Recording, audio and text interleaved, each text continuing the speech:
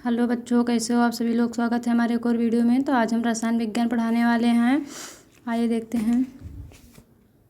जलीय प्राणियों को पानी के अंदर सांस लेने के लिए निम्नलिखित में से किसकी आवश्यकता होती है। तो घुलित ऑक्सीजन की आवश्यकता होती है। घुलित ऑक्सीजन को विलंकर विधि द्वारा मापा जाता है और ये न्यूनतम घुलित ऑक्सीजन दर 4 मिलीलीटर है। इस परीक्षण को करने के लिए मुख्य यौगिक एंजाइडाइड, आयोडाइड, स्टार्च घोल और सोडियम थायोसल्फेट है। परम शून्य ताप -273.15 सेंटीग्रेड पर पदार्थ के कण गति करना बंद कर देते हैं। किसी पदार्थ का वह तापमान और दाब होता है जिस पर पदार्थ के 3 चरण गैस, द्रव और ठोस ऊष्मा गतिकीय साम्य के साथ रह सकते हैं। तो त्रिक बिंदु कहते हैं। त्रिक बिंदु का मान 273.16 केल्विन होता है। त्रिक शब्द का प्रयोग जोहान वोल्फगैंग डेवेराइनर द्वारा किया गया था। बेरियम हाइड्रॉक्साइड का रासायनिक सूत्र क्या है। तो BaOH का वोल्टेज। धावन सोडा का रासायनिक सूत्र Na2CO3 × 10H2O। विरंजक चूर्ण CaOCl2। Baking soda NaHCO3। सुहागा Na2B4O7 × 10H2O।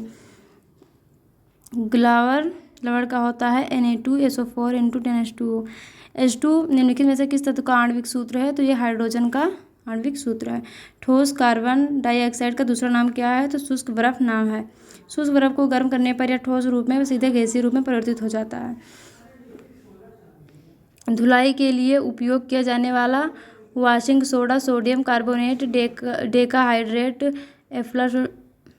एफ्लोरेसेंट क्रिस्टल का एक यौगिक है। तो सोडियम आवर्त सारणी के प्रथम समूह आवर्त 3s ब्लॉक में स्थित है। इसका द्रव्यमान संख्या 23 तथा परमाणु क्रमांक 11 होता है। आधुनिक आवर्त सारणी में कितनी क्षैतिज पंक्तियाँ होती हैं। तो 7 क्षैतिज पंक्तियाँ होती हैं। आधुनिक आवर्त सारणी का आविष्कार हेनरी मोसले ने किया था। आधुनिक आवर्त सारणी के अनुसार तत्वों के गुणधर्म उनकी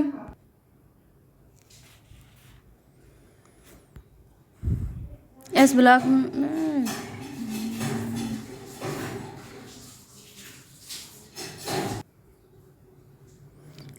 में तत्व शामिल हैं। तो hydrogen, lithium, sodium, barium, potassium, magnesium, rubidium, calcium, caesium, strontium, francium और वेरियम और रुबिडियम।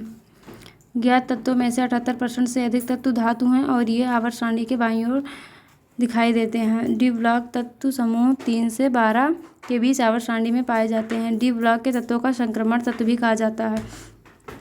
निम्नलिखित में से कौन सा तत्व एक एस ब्लॉक का तत्व है। तो रुबिडियम एस ब्लॉक का तत्व है।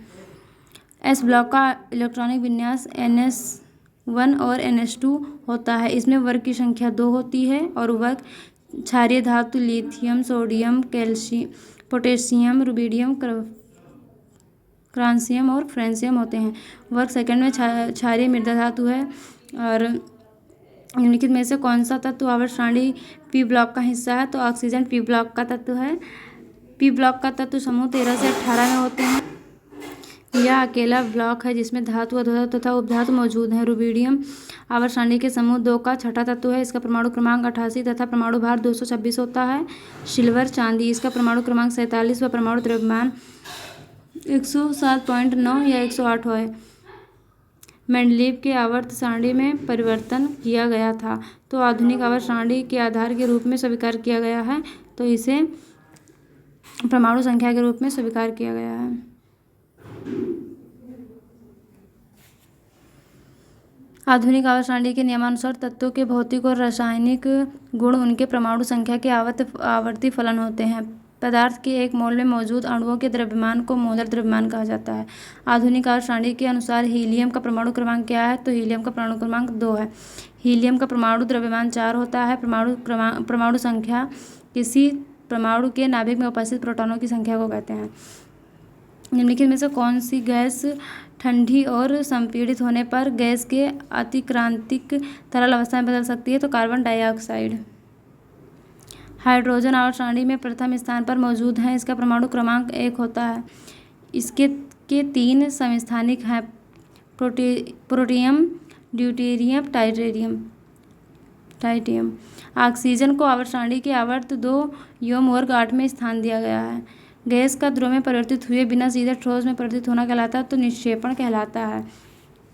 निक्षेपण एक ऊष्मागतिकीय प्रक्रिया है जिसमें कोई गैस ठोस बनकर जाती है तो उसे निक्षेपण कहते हैं।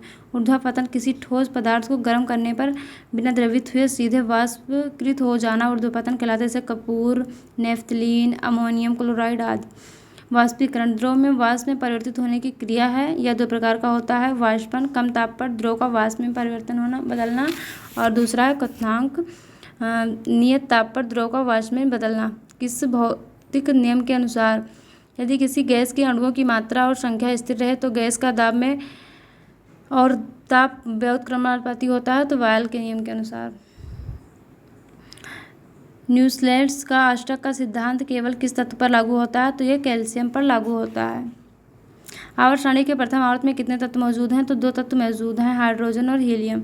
हीलियम उत्कृष्ट गैसों के समूह का प्रथम तत्व है। आवर्त सारणी में किस वर्ग को उत्कृष्ट गैसों के रूप में जाने वाले तत्व शामिल होते हैं, तो ये वर्ग 18 के तत्व शामिल होते हैं। आइए 20 नंबर क्वेश्चन देखते हैं। निम्नलिखित में से कौन सा आवर्त सारणी के पी ब्लॉक का तत्व नहीं है, तो मैग्नीशियम नहीं है।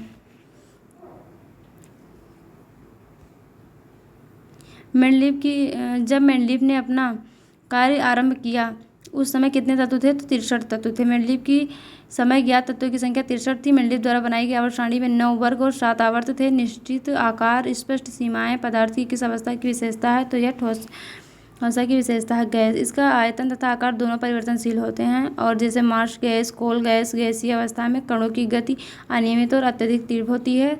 द्रव, इसका आयतन निश्चित लेकिन आकार परिवर्तनशील रहता होता है, जैसे पानी, दूध, तेल इत्यादि। द्रव बहते हैं और आकृति बदलते हैं, वह दृढ़ होते हैं, इसलिए उन्हें भी कहा जाता है, तो उसे तरल कहा जाता है।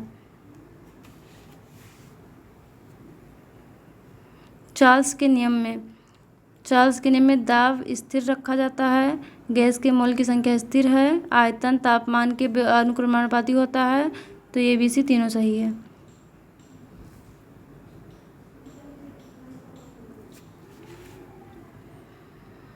अवोगाद्रो के नियमानुसार समान ताप एवं दाब पर सभी गैसों के समान आयतन में अणुओं की संख्या समान होती है।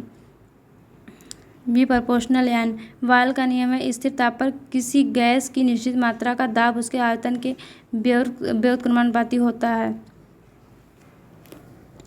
अधातुएं विद्युत ऋणात्मक होती हैं, वह आबंध बनाती हैं, इलेक्ट्रॉनों को ग्रहण करके आबंध बनाती हैं। अधातुएं प्रकृति में विद्युत ऋणात्मक होती हैं। अधातुएं ऊष्मा एवं विद्युत की कुचालक होती हैं, इनका क्वथनांक और गलनांक कम होता है। आवर्त सारणी पर 17वें समूह में स्थिर है, तो यह हाइड्रोजन तत्व स्थित है। वह रासायनिक अपक्रिया जिसमें का को जोड़ या निष्कर्षण हो अपचयन कहलाता है, तो हाइड्रोजन या ऑक्सीजन का जोड़ या निष्कर्षण हो तो यह अपचयन कहलाता है। तेल का वनस्पतिक में रूपांतरण कहलाता है, तो यह हाइड्रोजनीकरण कहलाता है। तो आज के लिए इतना ही, मिलते हैं अगली वीडियो में। अगर वीडियो अच्छी लगी हो तो लाइक करें और हमारे चैनल को सब्सक्राइब करें। तब तक के लिए जय हिंद, जय भारत।